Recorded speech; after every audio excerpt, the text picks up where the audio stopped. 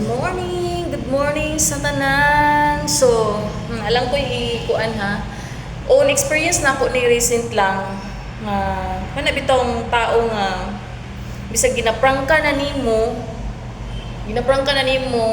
pero sige gihapon og kuan kanang niundang na siya kanang pagpakita sa imo tungod kay imong gi-disconnect ang kuan no, gi-block nimo through social media. Nya magpakita na pud siya nimo, balik na pud makikita sa imuha. Nya maghatag-hatag og mga bisag unsa gihalaran ka or sa mga ginapanghatag din nga butang pagkaon or unsa pa na no. Dili man gud nimo mapugos ang usa ka tawo nga gustuhon ka, gistoryahan na ka personally, giprangkahan na ka nga mao ni ang side nako no. Pero di man gihapon niya validate akong reason. Ngano man, dapat imong paminawon akong reason dili kay ko ano nga, huy Ginoo ko nga to the point nga musulod ra ka nga wala ka gipasulod.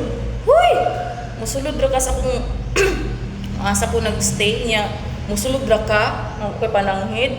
Di porke nga kuan nga okay ang pagtagad sa imuha, dili nimo respetuhon ang akong kuan side no. Giprangkahan na ta ka nga dili. So dapat wala imo nang dawaton. Dili nimo mapugos ang usa ka tawo nga gustuhon ka no. Unya hatag-hatagan kag bisang unsa diha nga butang, pagkaon, unsa pa na dinhaa. Dili na kuan, di dapat na agi ma-feel sa imo ang usa ka tawo para suklian ka, dili kay ipaagi nimo mga hatag-hatag no. Ayaw ingana. Sa ako lang ni experience ha, dili nimo matudloan ang usa ka tawo kung walay gusto sa imuha. Tapos to the point na ginaharas na nimo ang tao, no? Nga bisag walay iyang permiso para sa imuha, okay ra, no? Dili na siya pwede respeto ang giistorya sa tao nimo, giistorya man na frankly wala man na giingon giligoy-ligoy pa din ha.